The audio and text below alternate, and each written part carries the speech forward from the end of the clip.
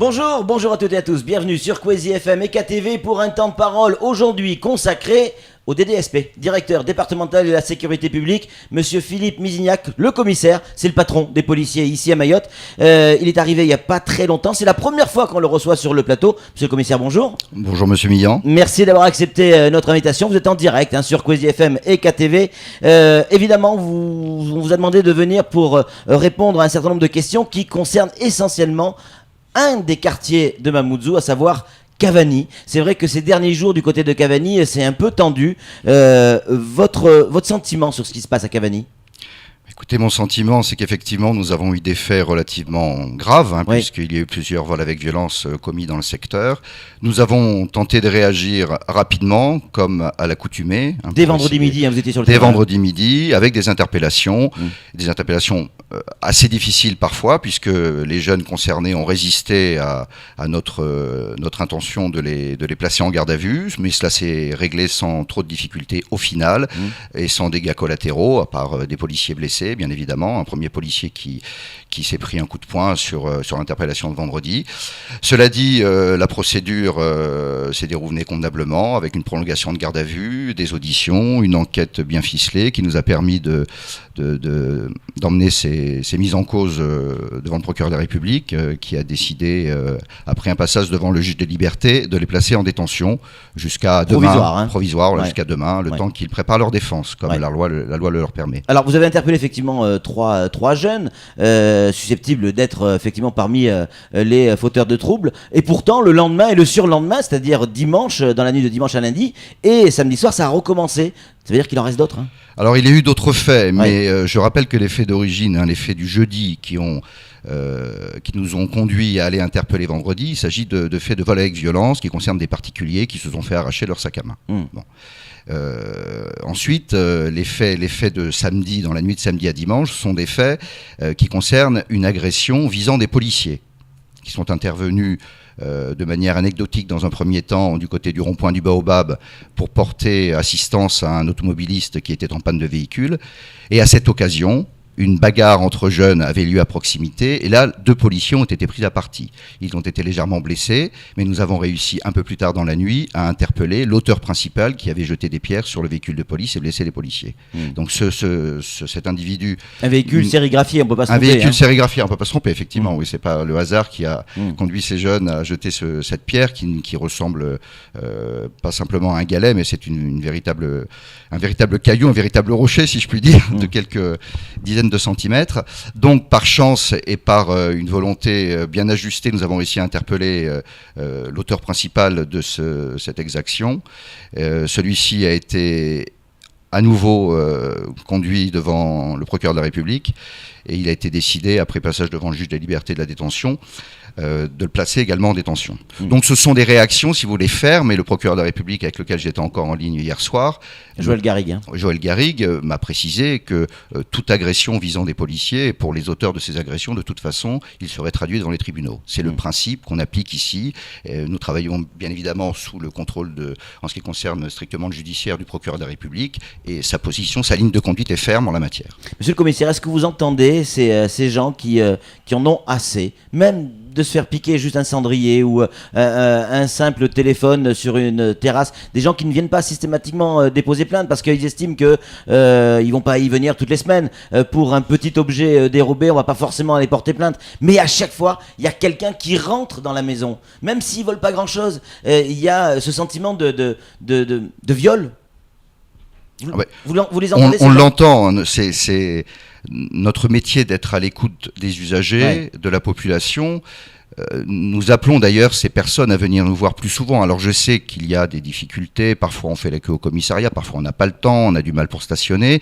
Il existe un dispositif sur lequel nous avons déjà communiqué, sur lequel nous voulons à nouveau communiquer, c'est le dispositif de pré-plainte en ligne qui permet de déposer plainte de chez soi sur Internet, via Internet, pour se plaindre donc des faits que ces personnes ont commis. Donc nous invitons ces personnes à utiliser ce dispositif qui fonctionne très bien d'ailleurs en métropole comme ici. De mieux en mieux, et notamment à Mayotte, de mieux en mieux. tout à fait, et qui, donc nous sommes saisis de cette pré-plainte en ligne, et effectivement, nous pouvons ensuite convoquer la personne, convenir d'un rendez-vous pour éviter l'attente au commissariat. Donc le temps moyen est relativement court, autour de 20 minutes, un quart d'heure, 20 minutes, ça dépend des périodes, mais nous cherchons justement à améliorer ce dispositif pour le faire diminuer ce temps d'attente, puisque c'est quelque chose d'important. Mais nous entendons bien évidemment les plaintes des usagers, mais je les invite encore une fois à venir nous voir le plus souvent possible, soit en utilisant ce système qui leur permet d'éviter de se déplacer au commissariat, soit en nous signalant les faits, et même en amont, pas uniquement quand les faits ont eu lieu.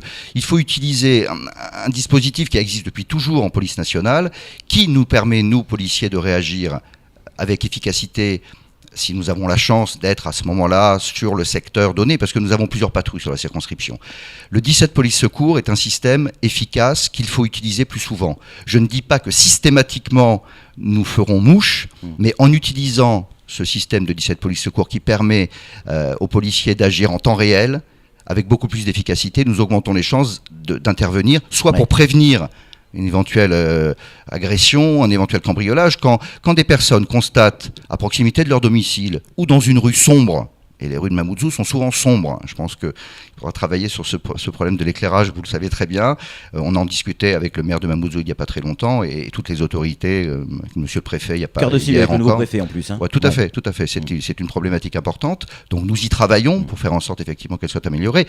Ce que je veux dire, c'est que cet appel 17 Police Secours, même préventivement, nous permet d'agir en temps réel et d'agir rapidement, ne serait-ce que pour procéder à un contrôle d'identité d'une bande de jeunes ou de moins jeunes qui pourraient effectivement faire peur à ces personnes et possiblement agresser ces victimes.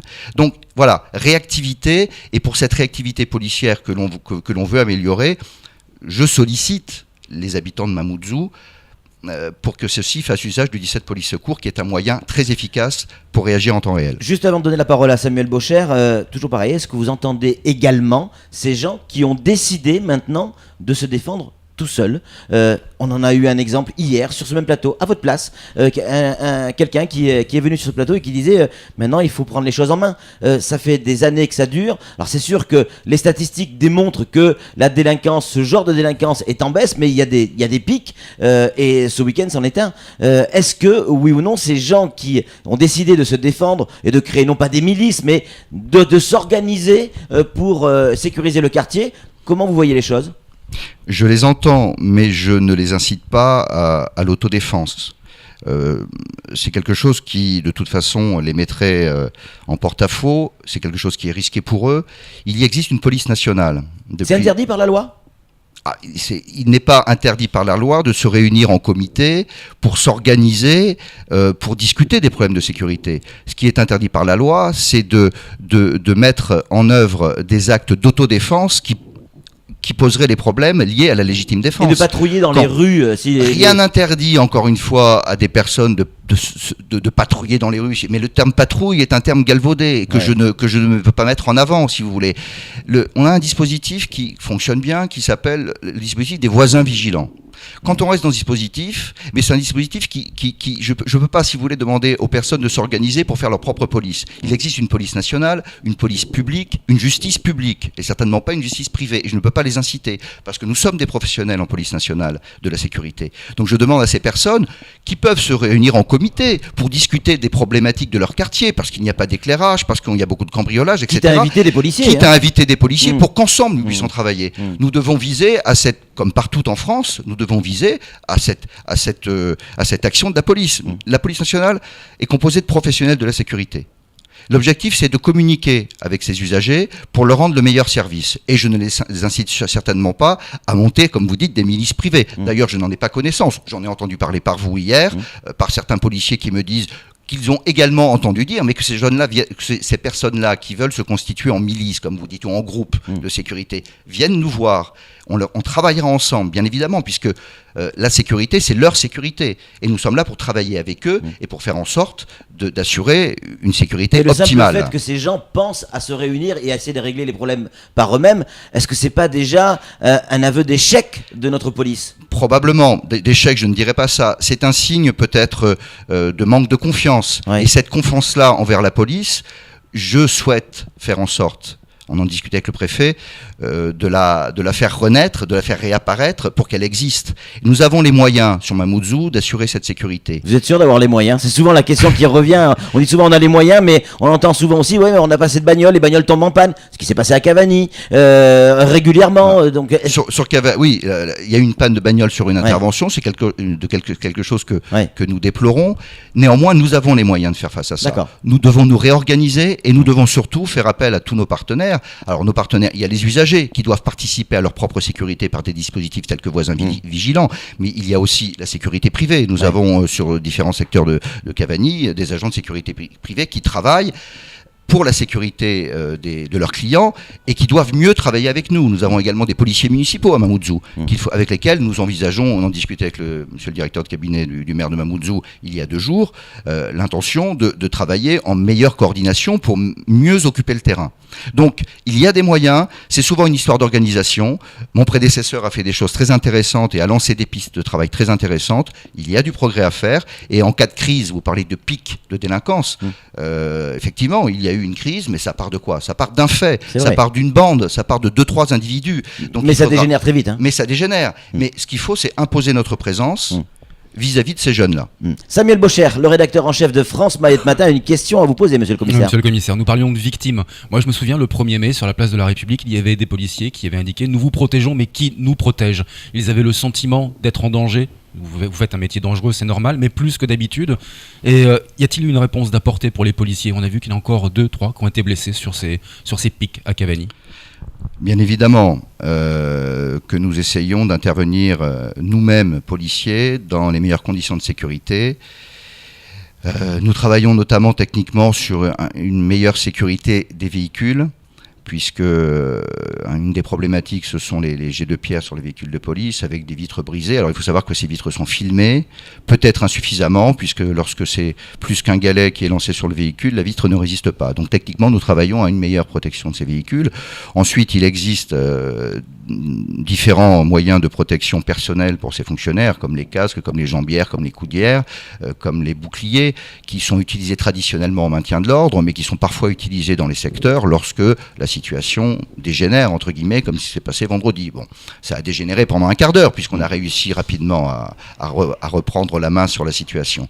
Donc il existe un ensemble de dispositifs techniques pour la protection physique des fonctionnaires, et également d'ailleurs un dispositif psychologique pour soutenir ces fonctionnaires qui, lorsque vous vivez ce genre de choses, et c'est le cas des fonctionnaires dans la nuit de samedi à dimanche qui ont vu la mort de près, puisque quand vous voyez ce caillou arriver sur vous, vous pensez que vous allez mourir. Il y a également eu des morsures encore, alors, il y a eu 2 ou 3 morsures. Voilà, il y a également 3 morsures, mais ça, si vous voulez, on n'est pas dans un contexte de violence urbaine pour ces morsures, c'était une intervention pour un différend familial avec un individu ivre qui ne voulait pas quitter le domicile de son ex-concubine et qui a mordu les policiers. Mais bon, c'est quelque chose. Voilà. Donc effectivement, c'est une préoccupation. Nous travaillons bien évidemment à améliorer encore la sécurité des fonctionnaires intervenants en utilisant, s'il le faut, de manière beaucoup plus précise et beaucoup plus soutenue, une protection passive. S'il faut intervenir dans un quartier donné en sachant que nous avons des difficultés dans ce secteur, nous utiliserons les casques et les boucliers en amont, s'il le faut. Merci beaucoup, monsieur le commissaire, d'être venu sur notre plateau et d'avoir répondu clairement à nos questions. C'est tout pour ce temps de parole avec le directeur départemental de la sécurité publique. C'était le temps de parole consacré à Philippe Mézignac.